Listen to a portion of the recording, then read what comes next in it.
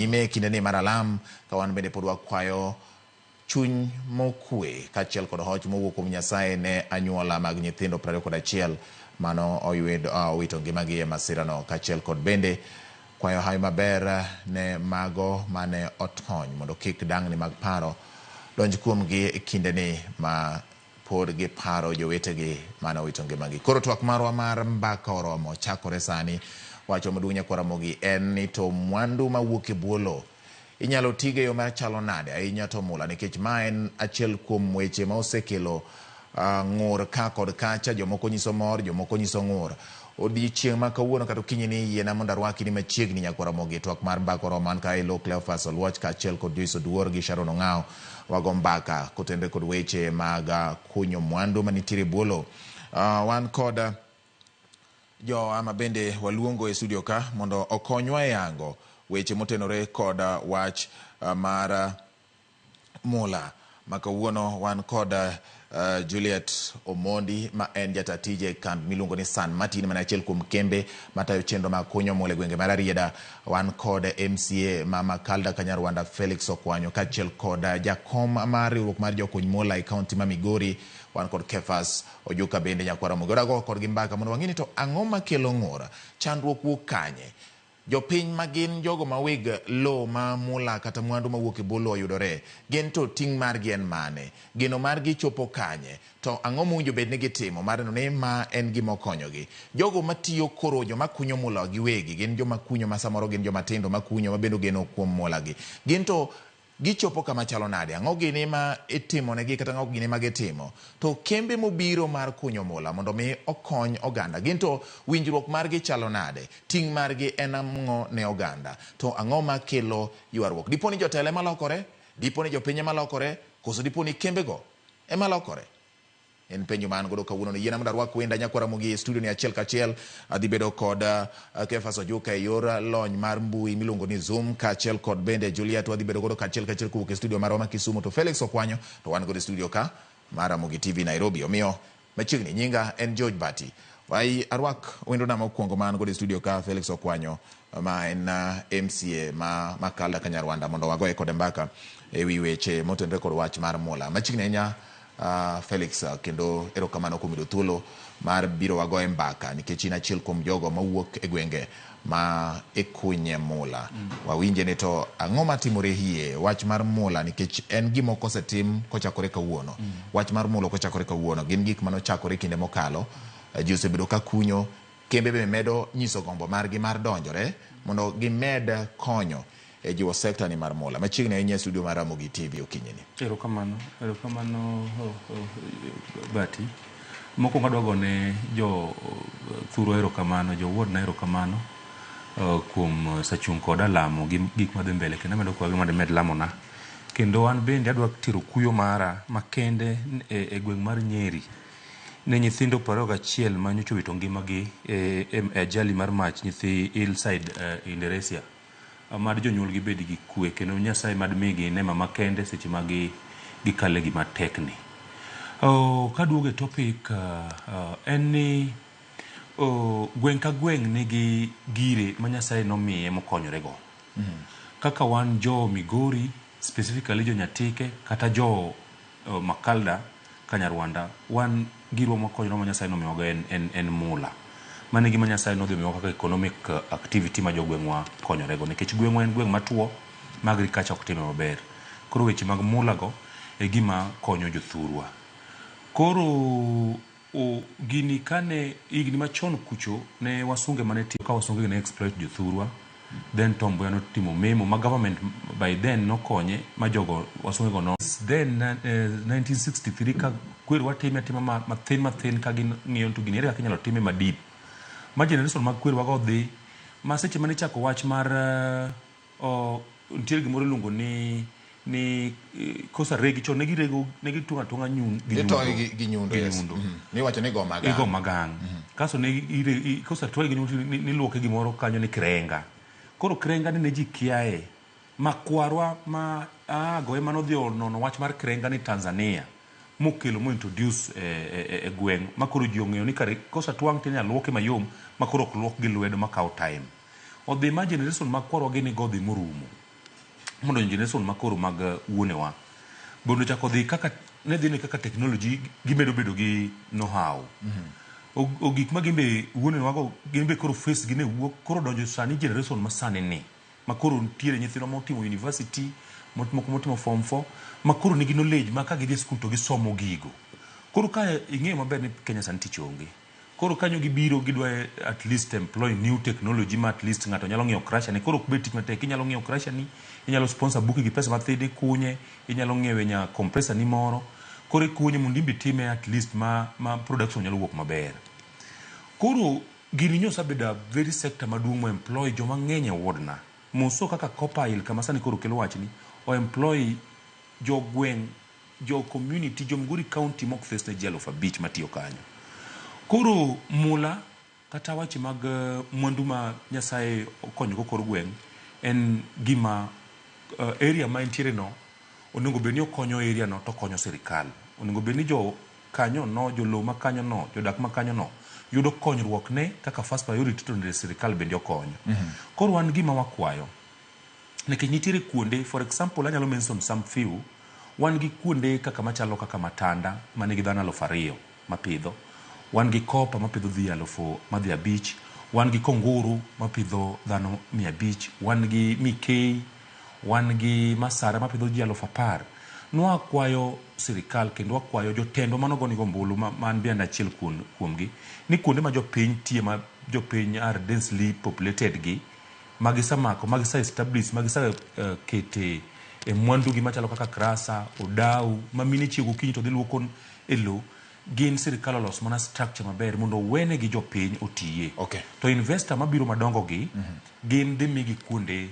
ma at least onge ji nikech gin gi equipment madongo maginyalo chaka from no nikech Migori County en belt mare mar gold is so big magara dang kawo mana ng'ato investor sani ma kod dwaro jopiny e Copper ni to miye kata mana 1 kilometer away from Copper to chako gi equipments mage to nyiso ni obro chope belt no nikech en gi capacity moingo the locals. Aya, erokamano nya Felix Okwanyo kuom wach makamano. Twakor kadwa chakore ni lidha mawiye nikech an gi welo mamoko bende wendo na chiel njire Kisumu ilongo ne Juliet Omondi kachiel kod wendo na machielo mabende nitiere dala ma Migori Kefas Ojuka ma en jakom kata jatelo mar riwruok mar jokony mola e kaunti ma Migori gin be wadwani mondo wawinje kuom gima tin ka twakor ka chakore mondo wakel mbaka obed koro chiel ka chiel kokalo Ramogi TV nyakwara Ramogi dwani mondo mi wadhi ane Kisumu mondo wayudane wach kuom Juliet en wuon okaw thuolo mar moso nyikwara Ramogi Ajwang mondo wachak kode twak Juliet kapo ni winja chiel ka chiel kuwuok e studio marwa mar Kisumu okaw thuolo ni mar moso nyikwara Ramogi Ajwang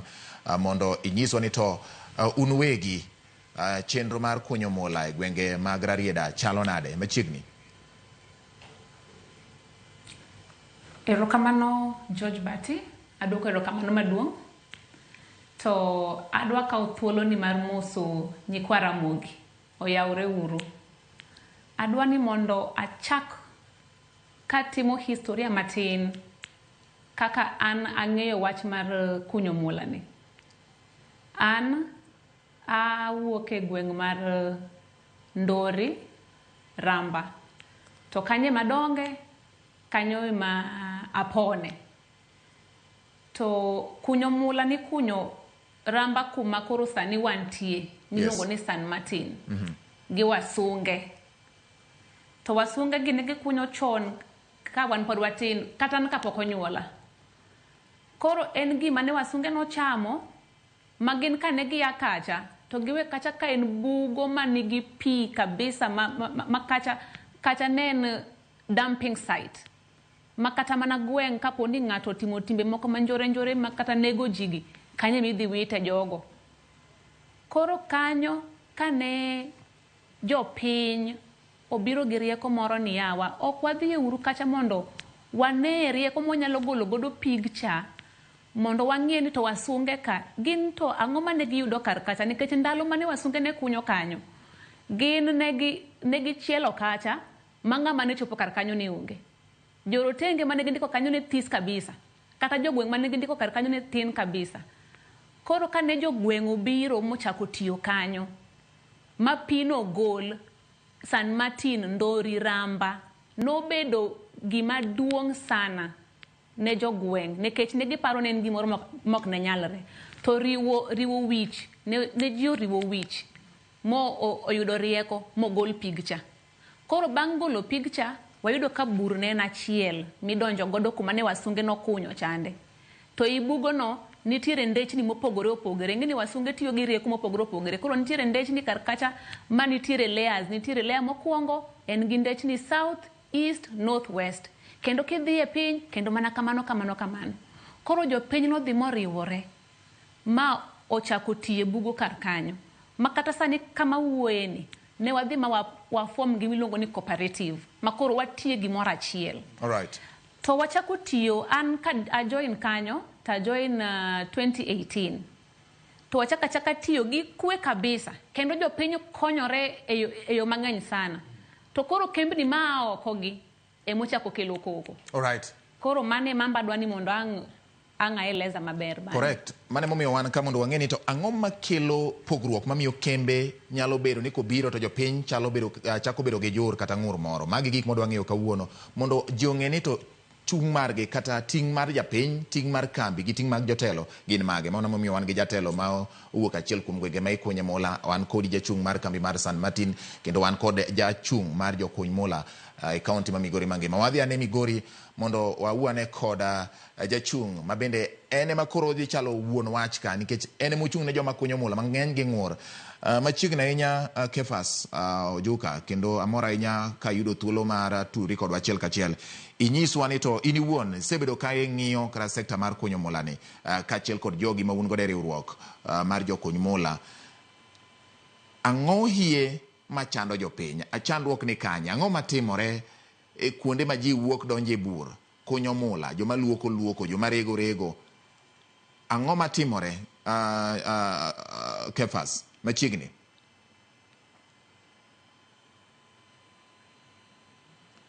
Kefas inyalo golo chal ka gimi idiyo duondi e lai mari mar tudruok. Yawe ane mondo koro microphone mari obed kare mondo watwagane kodi achiel kachiel.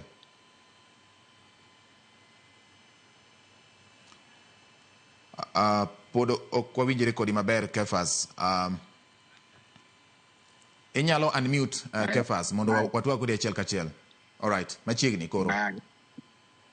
Erokamano ne Daddy Cool ne gi joma yienga mokwongo moso ji te joramogi no yawre uru.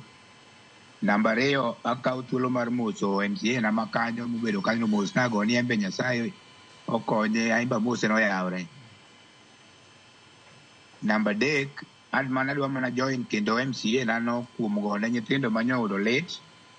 Kama watimo kama nikech gima koro watimo Migori kata gima koro keto wakane en wach ma miyo nyithindwa wuok ka kendo dhi somo nyaka kono. Koro wan gi kuyo kaka jonyuol, wan gi kuyo kaka Kenya, to wan gi kuyo kaka jokuny mula. E agenda madhi kawuono ni amor nikech obiro sama ber. Mana kaka isewacho kanyo ni ji ywak. Pile kopo ni pok ywak obiro winjo bed ni kata kopo ni ng'ato tuo to winjo bed ni to ing'iyo ni kapok daktari othiedhi ang'o othiedho ang'o. Koro itimo gimoro ni cheko kata kisungu wacho troubleshooting. Koro winjo bed ni ikuongo ing'iyo to kapok jamulo ywak, kapok ja-investor ywak, ang'o miywak. Mano namba 1. Namba 2 awinjo ka MCA nawacho kanyo namba ma jogi pidho kendo adwa yie kode tapogora kode mathin. Jaduong' MCA joma sani otegemea mula ka bet ng'eny maingo kanyo. Kopa pidho ji mang'eny mana kisewacho no pidho ji ma Migori kendo pidho ji ma e gine ka. Koro jogi ni man ka ng'eny. Katieko nikech mane mana introduction, adwa wacho ni nyakubed gi ng'eyo ni mining ma Migori, especially Migori, en nokwongo ne governments ariyo ma wan go gite. Nokwongo ne county government, nokwongo ne national government. Koro en mining mane timore ka ng'eny ji ndalo moko ne pok onyuol. Sama wan kanyo nitie joma notime mana kaka MCA na Mohero osewacho kanyo, ne gidhi. Watiyo sani under new technology and new management.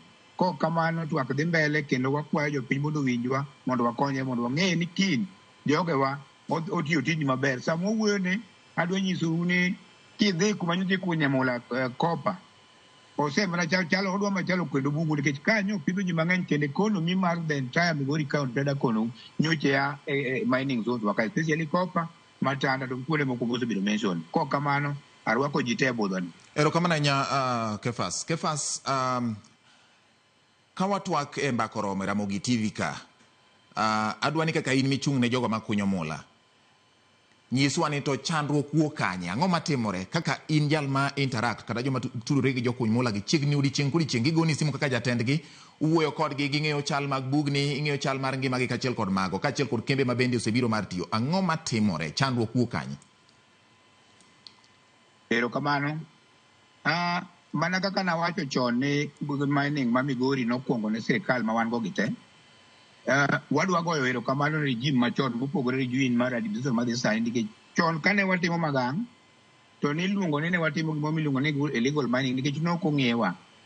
Sani kane sirikal mane otelne gi Rais Uhuru ne gidhi ma giwacho ni jomoko nitie kama osebedo mahinyore for so long miluongo ni artisanal miners. Ne gidhi gi-recognize wa ma gimoro nobiro ni Mining Act 2016. Samwa wuoyo ne joma pod kia osea Mining Act 2016 oduogo e Cap 306. Koro gimoro amora mwadhi wacho kendo mowinjo bed ni watimo kata ma ng'ato ang'ata timo owinjo bed ni timore kaluwore gi sheria nikech Kenya en piny miriambo gi chik. Bang' wacho kamano, joma timo kunyo mula go, obed mula, obed dhahabu, obed ang'o nikech adwa konou ni ok en mana mula, ok en mana mula kata kopa kende. King'iyo history kata king'iyo research, minerals onge mabedo alone, giringo gi jowetegi. Koro kata mana sani, adwa wacho ni wan gi some other minerals. En mana samoro technology ma ginyalo bedo go mine, ema poko oyud malong'o, mana kaka koro chon kane wategemea mula, to sani koro yudo ka koro wachak wadhi ma wategemea kopa kendo konyowa kabisa. Namba 2, samwa wuoyene nitie japiny maka ma hinyore moko ng'eyo gimomiyo hinyore. E Kenya ma wantie ni kata piny ma wantie ni adwa konou ni chamo gik moko adek. Nitie joma chamo hawi, nitie joma chamo skul magidhi, to nitie joma chamo ngufugi. Ngufu ma sani chamo karwa ka en ni ka oponjni karaya gi nyundo idhi kunyo gima kang' wuok godhiambo to nyalo miyo iket gimoro e mesa ma nyithindo chamo. Joma chamo skul gin joma chalo jotelo min kaka kore kanyo gi mheshimiwa MCA. Currently wan gi jotelo manoyier kochakore MCA, women rep, mbunge, senator to gi governor. Wan kaka jopiny waneno ka nitie kumoro kama jogo ok dwa kono wago adieri, and we need to sit down with them, all of them, mondo wang'e nikech iyudo ka pande moro giwacho ni jogi nobiro ka ni dwa maji, pande moro wacho ni jogo ok dwa maji. Koro aneno ni there's a disconnect mowinjo bed ni wabedo kaka jopiny. An kaka ng'ama ochung' e jomula masebedo abedo ka for the last close to 10 years, ni wan gi Mining Act, nitie gimoro constituent mawacho ni AMC, Artisanal Mining Committee, to gimara masani adongo miluongo ni Make Migori County Miner moriwo gigi te. Ibiro ka Migori nigi cooperatives mang'eny moseriwore mondo sirikal omigi license mondo gikuny e yo mowinjore. Koro gigi te iyudo ka japiny dhi koso ng'eyo ni to owinjo bed notim ang'o, ng'ani ringo gi kanye, ng'ani ringo gi kanye. Gima ne otimore nyaka to be specific ni jopiny nitie joma pok ong'eyo nyaka sani. Mheshimiwa nobiro mokwondowa, Mheshimiwa MCA moro kanyo konowa ma ni nitie jomoko dwa biro riembo jotelo modong' dwa biro kelo investa mondo golwa. King'iyo namba ma wan go ka sani ni jaduong', kopo ni jogi ogol, tadwa koni kata mana insecurity biro medre mi ok kata Migori kende in the entire republic. Mano kono. Kopo ni ng'iyo the other side, nikech kiwinjo gima joka wacho, jogo be wacho ni gin ok gidwa riembo jopiny, gidwa ni mondo jopiny oti e yo maler mondo goyud license mondo migi mondo gitigo kaka especially the cooperatives. Mae makela wacho ni to ang'a monowa leaders man wayierogi nikech ok owinjo bed ni wahinyore nikech gin dagi nyiswa kata giluongwa ka gintie gite mondo ng'ato owach kore mondo jopiny ng'ato kaw trafe odhi okuny go bugo mondo godhiambo oket chiemo e wi mesa. Alright, erokamano ahinya. Twak dhi nyime nyakwa Ramogi. Achiel kachiel kowuok e Ramogi TV, iwinjo gima jakom mar jokuny mula ma Migori wacho ni nitiere pogruok e kind jotelo bende. Adieri moro kudwa wuok ka. Mano momiyo napenjo ni kambi mabiro kunyo mula en gi chung' mane. Jotelo to ting' gi gin mage, jopiny ting' gi gin mage.